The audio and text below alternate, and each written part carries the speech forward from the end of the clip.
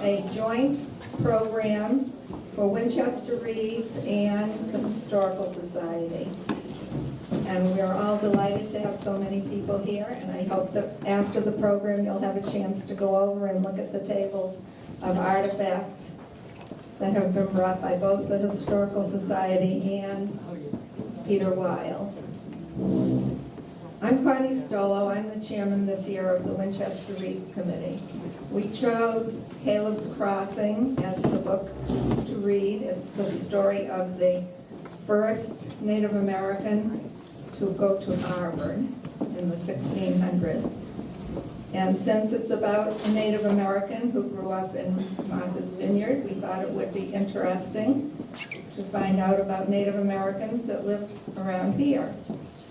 So I'm going to introduce Nancy Schrock from the Historical Society, and she's going to introduce tonight's speakers.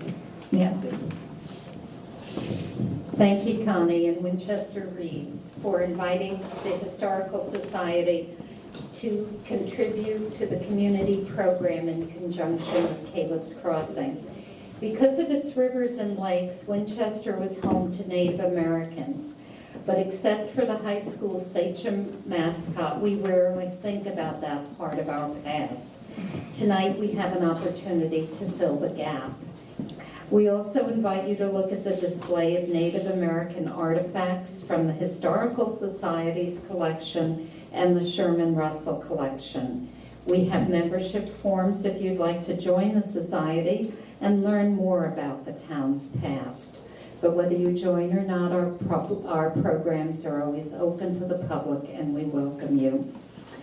Our two speakers have contributed to our knowledge of Winchester history and natural history. Each has also been on the board of the Historical Society. Ellen and I were past co-presidents, as I remember, and Peter is a current board member.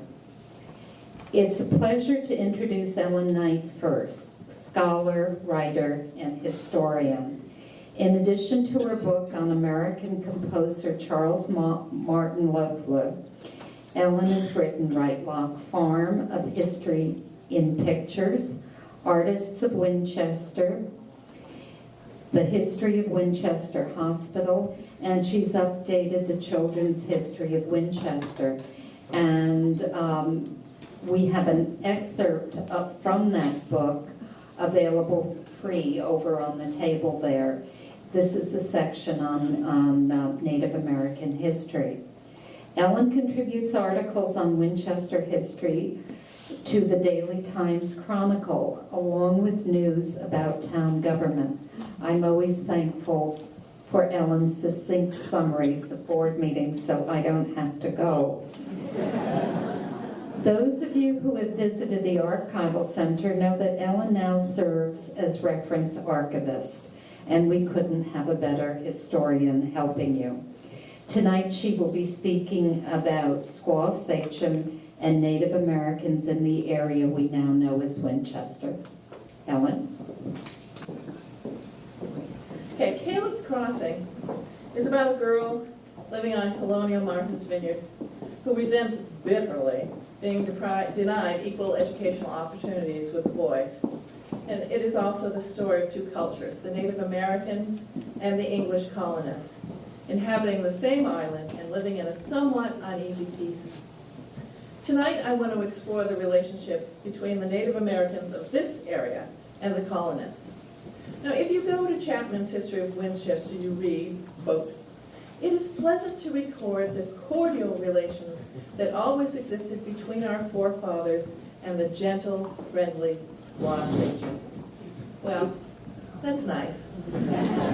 But the story of English colonization wasn't that sweet and simple, as we will see in looking at her family.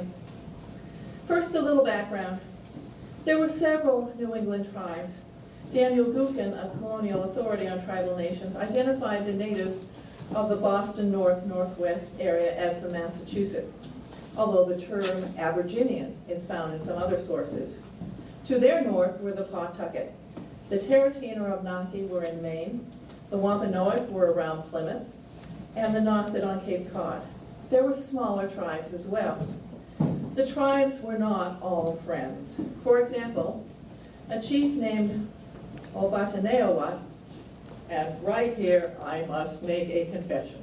I do not know how to pronounce Algonquin.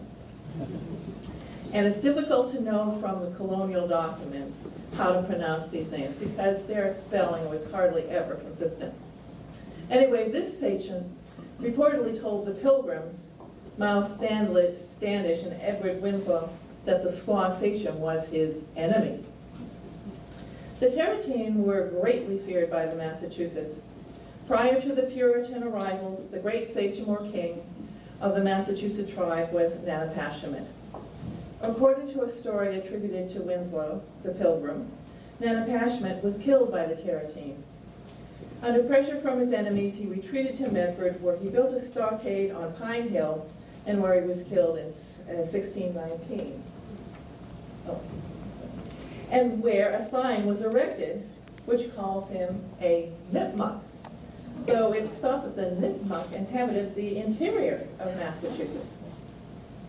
According to Captain John Smith's account of New England, published in 1614, the coastal inhabitants were quite populous. A few years later, a devastating plague reduced their numbers by about 90%. So the native population was greatly weakened and broken up into sometimes allied, sometimes warring groups when the colonists arrived. They could not afford new enemies. Now, the invading Europeans, we'll let Governor Winthrop represent them visually. The Massachusetts Bay Colony was a corporate enterprise dominated by the Puritan goal of a self-governing Puritan colony.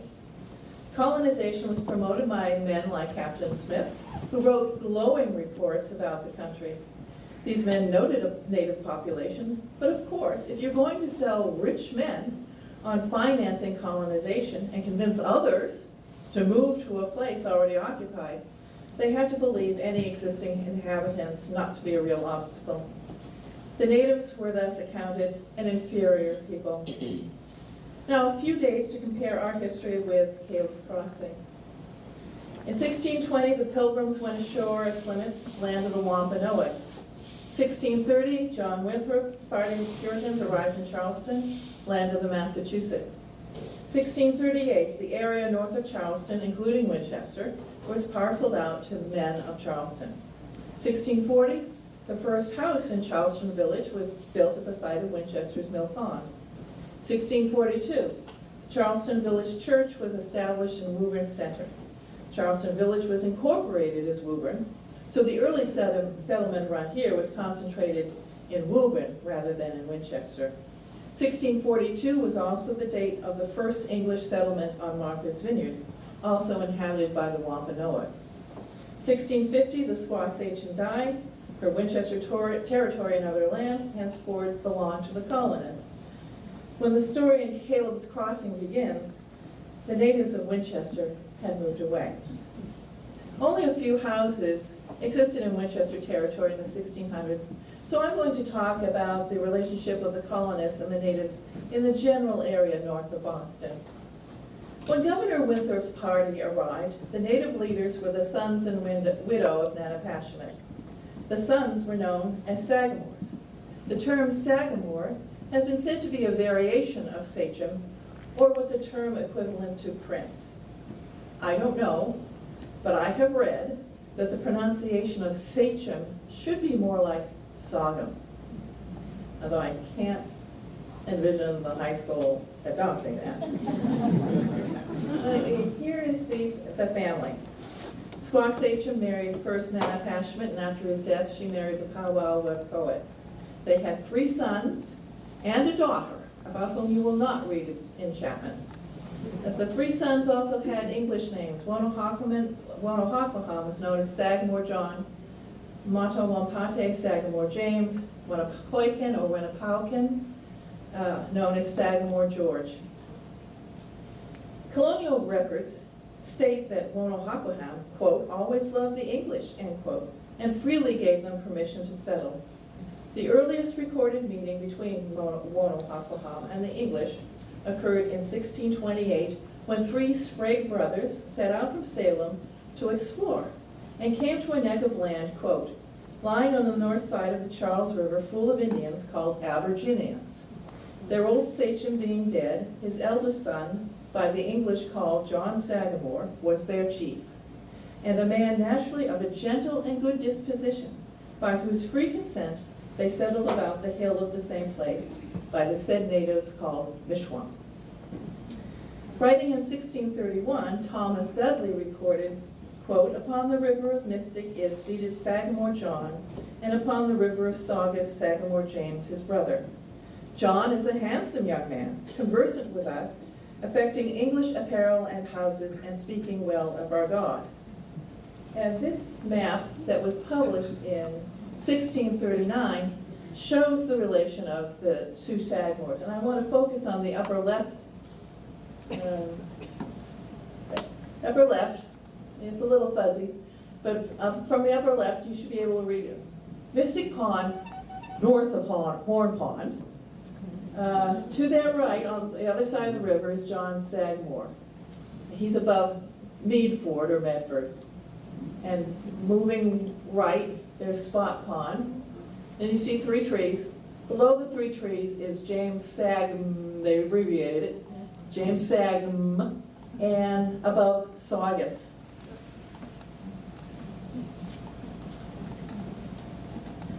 Similarly, according to the Puritan treatise New England's First Fruits, which was published in 1643, quote, Sagamore John, prince of the Massachusetts, was from our very first landing more courteous, ingenuous, and to the English more loving than others of them.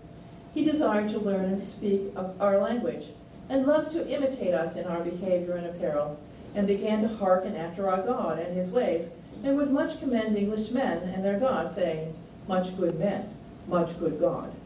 And being convinced that our condition and ways were far better than theirs, did resolve and promise to leave the Indians and come live with us. But yet, kept down by fear of the scoffs of the Indians, had not power to make good his purpose. Now why should John, or the squaw sachem, be friendly to the intruders? Well, in the beginning, the English were not so numerous, so who knew that they would drive the natives away? What they could see was that the English could be allies against enemy tribes. The Massachusetts had not lost their fear of the Tarantines. In August 1631, the Tarantines attacked the Native Americans at Ipswich, while Wonohawquaham and Matowampate were on a visit there. Both brothers were wounded, and Matowampate's wife, Wenutus, was carried away. After nearly 2 months, through the intercession of an English trader, she was restored to her people. Considering that neither Sagamore could command more than 30 or 40 men, the protection of the English was quite valuable. And then, the English had neat new stuff, like clothing, metal tools, and firearms. Did this gentle, friendly woman have a firearm? She sure did. In 1648, as an example of documentation, the court granted her gunpowder and shot and ordered, quote, her piece to be mended, end quote. In 1640, the court ordered Cambridge to give her a coat every winter for life. So there is a sense they were caring for her. But of course there were problems with these new English friends. In 1631, 2 of Wonohawquaham's wigwams were burned. When he complained, the court ordered compensation.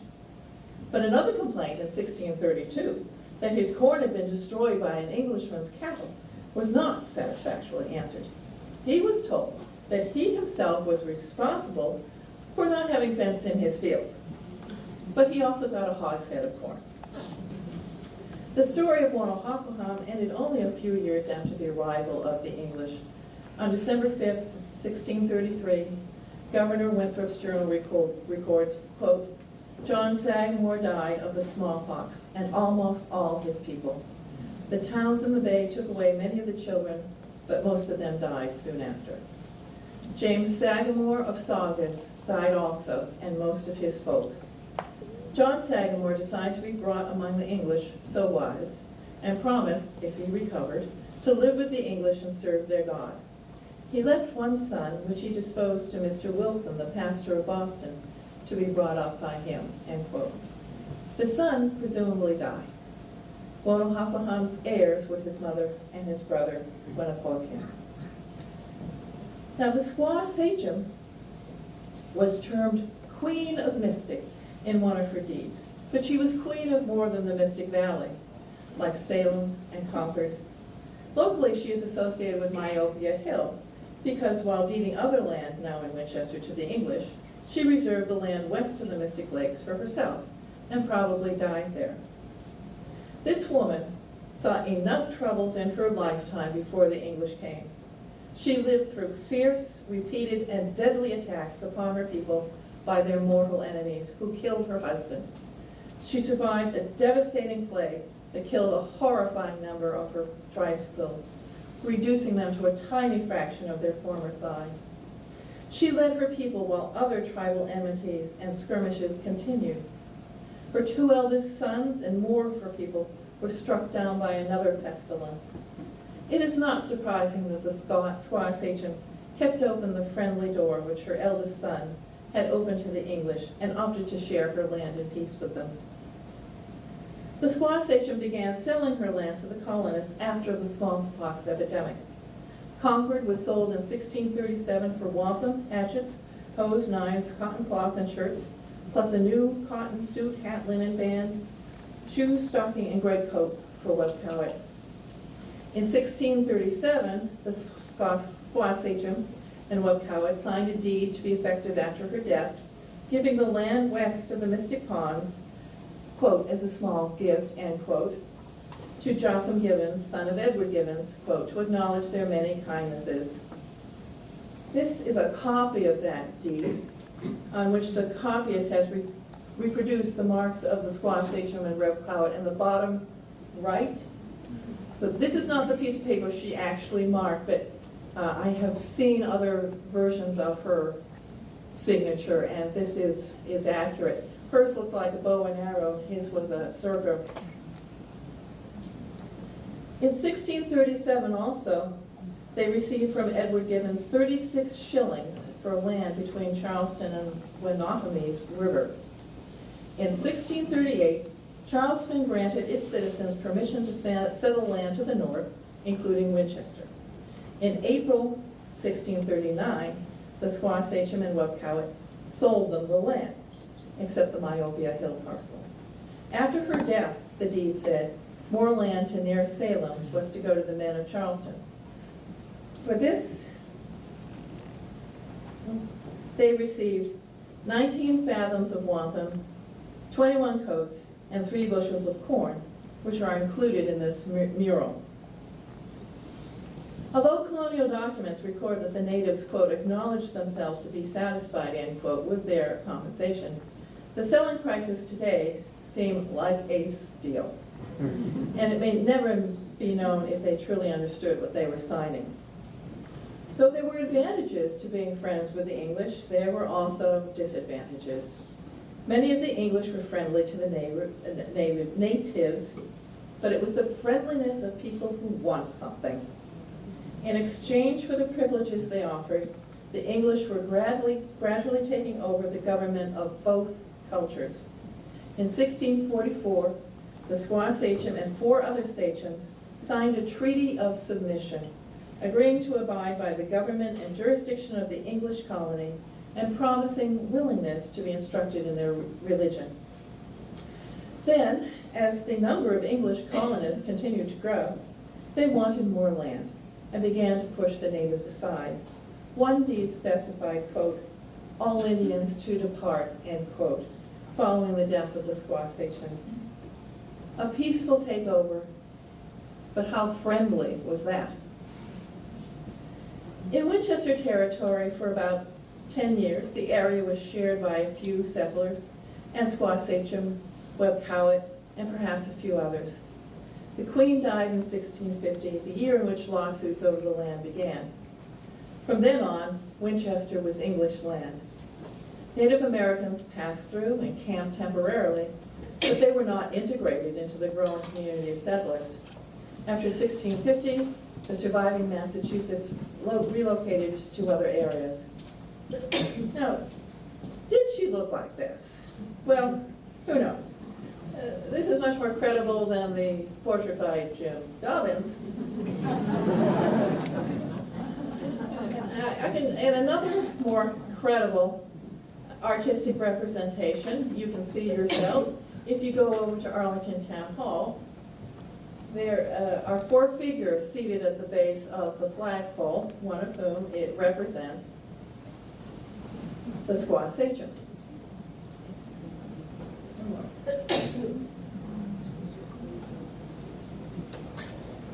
Now, what about the third son and the daughter? Sagamore George survived his brothers by about 50 years.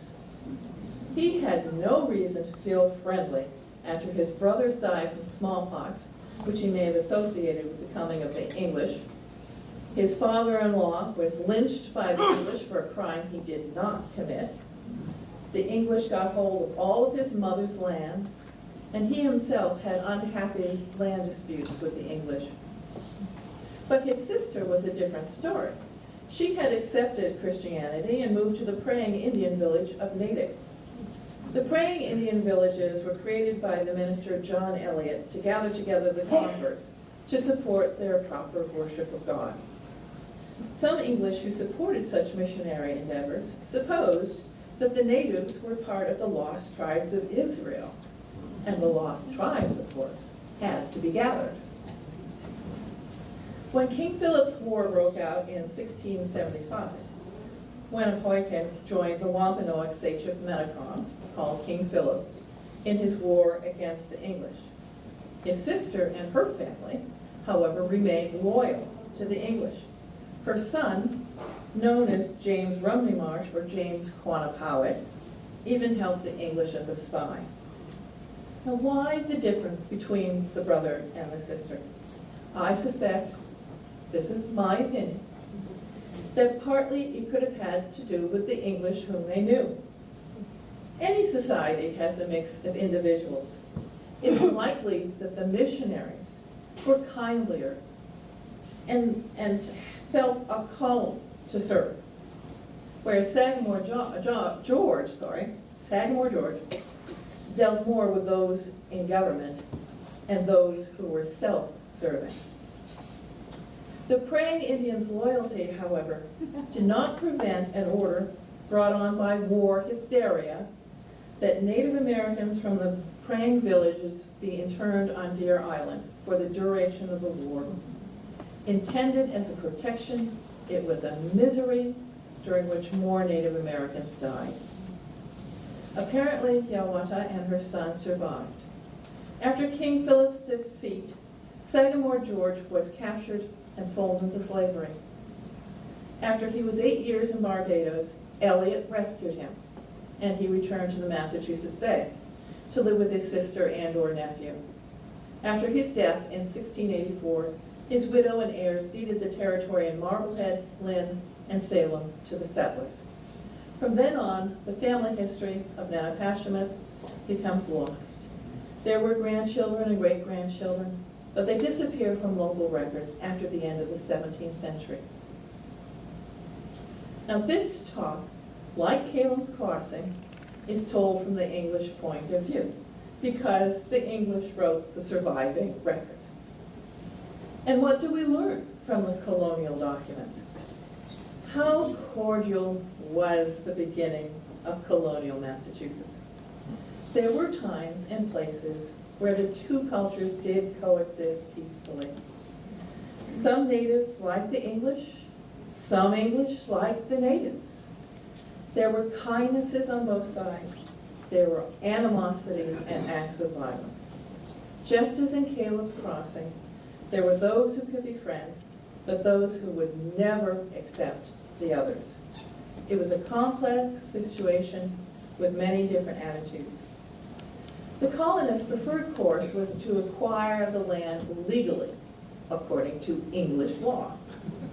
But after the war, they weren't very scrupulous about Native American rights. Unfortunately, the good Christian Puritans tended to justify anything they did that wasn't strictly honorable because the natives were heathen, uncivilized people. And it was obvious to the Puritans that they themselves were God's chosen one. Take, for example, Edward Johnson, a founder of Woolworth, who wrote a book called Wonder-Working Providence, in which he detailed how God prepared the way for the Puritans. Among the so-called acts of providence that he described was this, quote, "About the year 1618, there befell a great mortality among the Indians, chiefly desolating those places where the English afterward planted, their disease being a sore consumption, sweeping away whole families, but chiefly young men and children, the very seeds of increase. Their powwows, which are their doctors, were much amazed to see their wigwams lie full of dead corpses, and that now neither Squantum nor Abamoko could help, which are their good and bad God. Howling and much lamentation was heard among the living. This mortality, being an unwanted thing, feared them the more, because naturally the country is very healthy," end quote. And what did he call this tragedy? Well, an admirable act of God's providence, preparing for his people's arrival. Now, not everyone was as insensitive and arrogant as Edward Johnson, but the Puritans were afflicted with a sense of entitlement, and they viewed the natives as either heathens to be swept aside or lost souls to be won over to the faith. Unfortunately, 3 centuries later, there were still those who thought the native society of little consequence. For example, we read in the 1895 history of the town of Manchester, Massachusetts. Quote, "The history of America begins with the advent of Europeans in the New World. The red men in small and scattered bands roamed the stately forests and interminable prairies, hunted the bison and the deer, fished the lakes and streams, gathered around the council fire and danced the war dance. But they planted no states, founded no commerce, cultivated no arts, built up no civilizations, they made no history." End quote. However, in 19th century writings, other 19th century writings, you may find occasional hints of regret that something valuable had been lost. And their stories began to enter into New England literature. "Ye who love the haunts of nature, love the sunshine of the meadow, love the shadow of the forest, love the wind among the branches, and the rain shower and the snowstorm, and the rushing of great rivers through the palisades of pine trees, and the thunder in the mountains, whose innumerable echoes flap like eagles in their eyries. Listen to these wild traditions, to this song of Hiawatha." Hiawatha wasn't a New England Indian, but this leads into my next question. So what about Winchester? Has it brushed memory of the natives away, or does it listen to the traditions and remember them? Well, both. We know the Squaxation lived on Myopia Hill. Of course, the landscape is gone through development. This was probably painted from about where the Myopia Club was, which was near where the Governor McCall Mansion was, overlooking the Mystic Lakes. Well, she picked a beautiful spot, didn't she? So the landscape is gone, but the country club's logo includes the new moon for Nanapashmet and a wigwam in recognition that their land was once the Squaxation's home. Traditionally, it has been thought that her wigwam was located at the Squaxation Spring. Now, in the early 20th century, this spring still flowed naturally on John Abbott's land, and John Abbott lived on Arlington Street next to the club. But then, the water was piped over to club land, and the pipes are now housed in a stone building at the original site to emerge in a new artificial pool called John Abbott Spring. More recently, the Squaw Sachem Brook was given the name Herbert Meyer Brook. Herbert Meyer was certainly somebody to be honored, but it's a shame that they consider that brook not to have a name. Now, the Fells preserves the natural landscape much better, plus some names. This map shows that if you go to the west of the Middle Reservoir, you can visit Nanapashimit Hill and Squaw Sachem Rock. But are there visible artifacts reminding us of those who lived here before the English came? Well, it's here that we want to turn our time over to Peter Wild.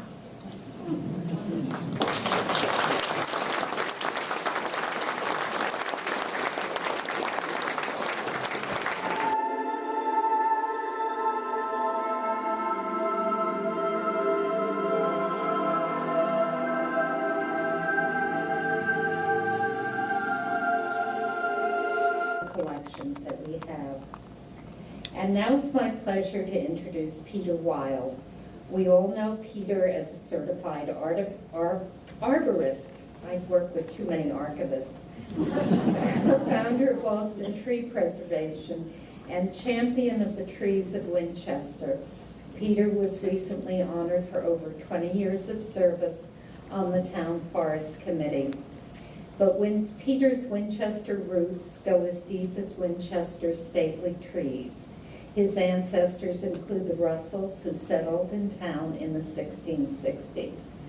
We have a treat tonight as Peter will talk about the Sherman Russell Native American Artifact Collection, which has been in his family for over 100 years and which is on display along with our collections. Peter.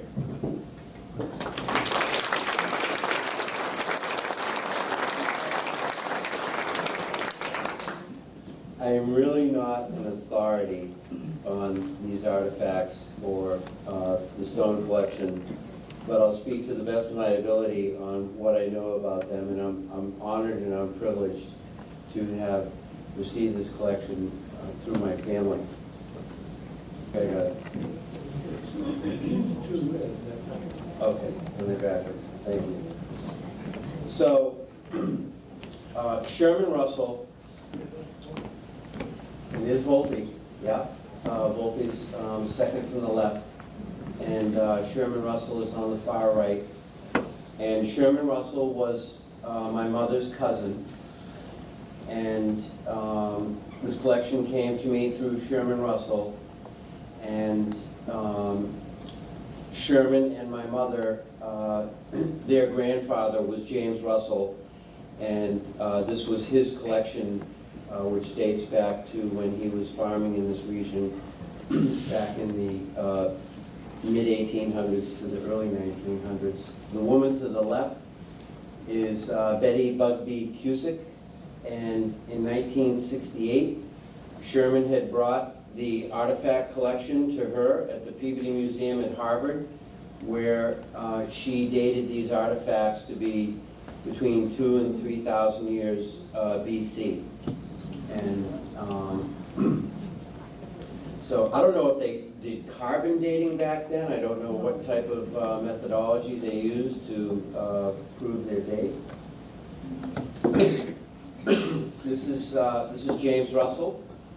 And James Russell married Ella Leafy Sims, and that's where the Russell and Sims family got connected.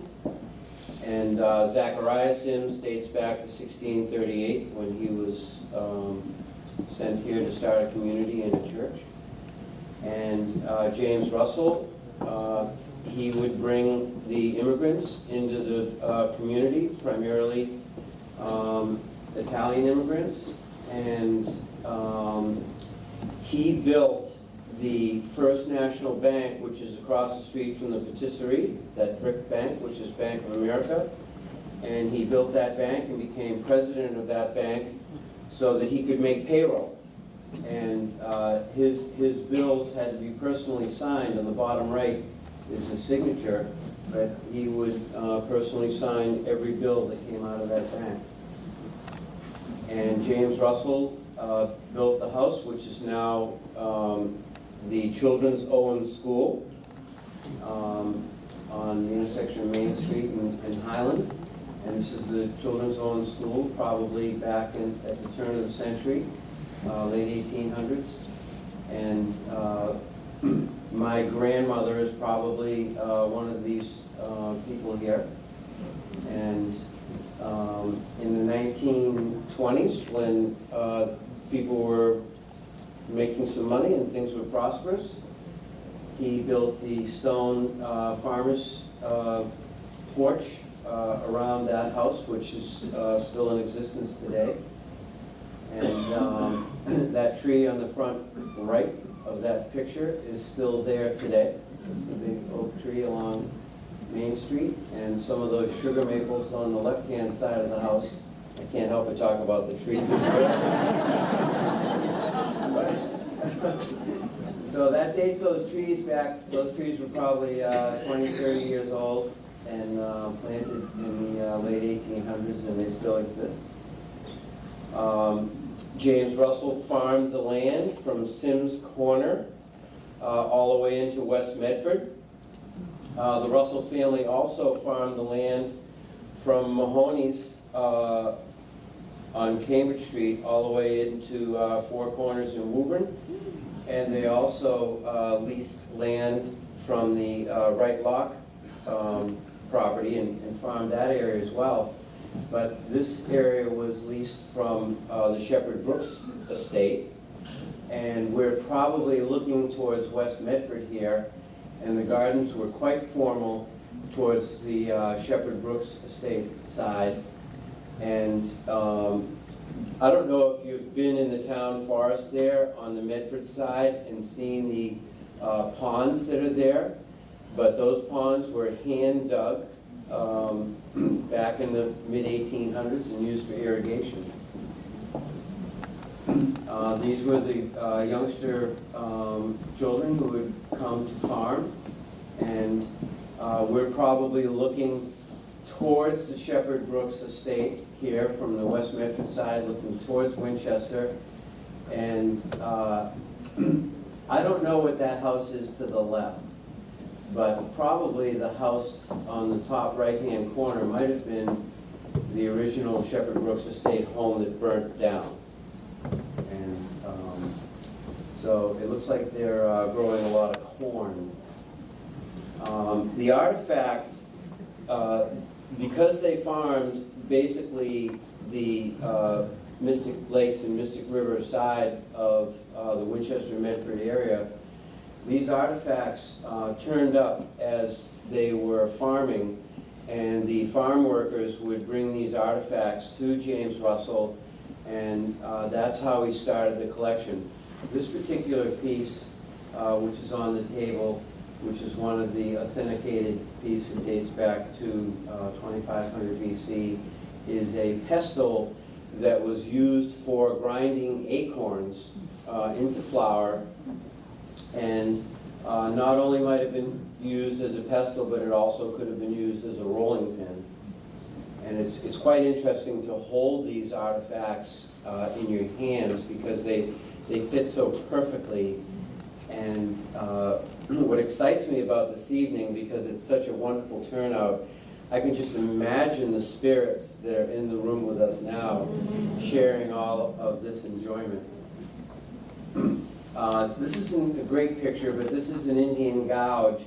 It's basically a chisel that was used for carving boats or kayaks or canoes or whatever, and that's on display. This is a polished chert. It looks like a tomahawk, but it's too delicate to be a tomahawk because it would shatter if you used it on a hard object. But it's my opinion that this tool was probably used for cleaning leather. It fits in your hand nicely, and you would scrape the debris off of the skins to clean it. This is a limestone axe And it was probably not used for shattering rocks. It was probably used for clubbing skulls. And as Ellen spoke so kindly of how well people got along in those days, this particular tool was probably used for wildlife or humans to terminate them. This is what we think is obsidian. I think it's amethyst. And this is an arrowhead that's very small. It appears to be glass-like. And it was one of James Russell's favorites, and he used to carry it in his pocket as sort of a worry stone. And maybe he thought it was a good luck charm. And these very delicate arrowheads that are on display were probably used for trade or currency. This is the collection that's on display. This is a tomahawk that is quite durable and is on display, and I suppose it was used in all kinds of need. This tool here, you'll see it displayed, and it fits very nicely in your hand, and it was probably used for extracting dye or mashing twigs, but possibly it was like a cooking utensil for preparing foods. This tool as well fits very nicely in your hand, especially if you're a lefty. And that tool would be used for mashing as well. And this is an interesting tool. It's only hearsay as to what I think it might have been used for. And I think one of the beauties of these tools is that you can decipher for yourself what they might have been used for. But some of these smaller arrowheads that were very delicate, used for trade or currency, this stone could have been used to do the final trimming of these very delicate arrowheads for sharpening. This is a round stone here, which is abnormally round, but it's believed that possibly it was a child's toy. The first marble. This is some type of a needle type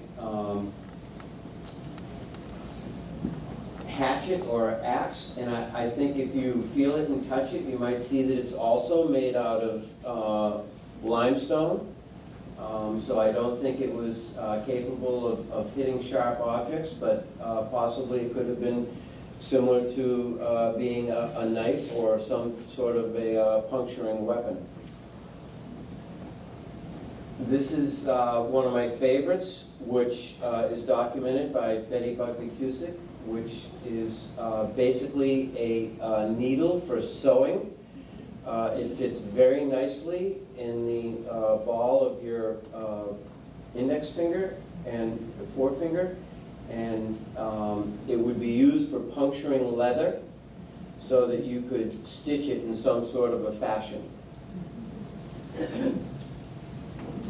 This is a very interesting tool. I believe that it's made out of abalone, and though these tools may have been found here a couple hundred years ago and documented to be a few thousand years old, that doesn't necessarily mean they came from here. I have been to history museums in other parts of the country and the world, and I have seen similar tools in these history museums, and it's just fascinating to think that as people were nomadic, and as they migrated, and as they crossed continents, they all had very similar tools. So though the abalone may not have come from here, it may have been something that migrated here, and it fits very nicely in your hand. It could have been used for cleaning fish or cleaning meat off the bone. But I tend to think, and you'll see this artifact up there, but there's a hole that is poked in the bottom and a hole poked up at the top. So it could have been worn as a daily necklace. And I happen to think that it was probably a weapon that was used if you got into a situation where you needed to take care of somebody very quickly. You'll see that it's very sharp. And you'll be interested to take a look at the thread that it's tied up with. It's probably some sort of a braided hemp, but through the centuries, I'm sure this thing was put back together several times with different materials. This is also another one of my favorites, and I don't clearly know the history of it, but it does look like some sort of a fishing hook. And though you couldn't really put it on a string and drop it in the water and get a fish to bite on it, as we all know, the herring have run up the Mystic River and lakes for, since time began.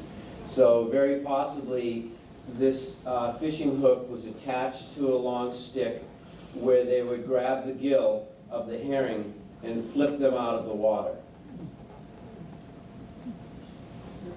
That is the end of my discussion. That's it.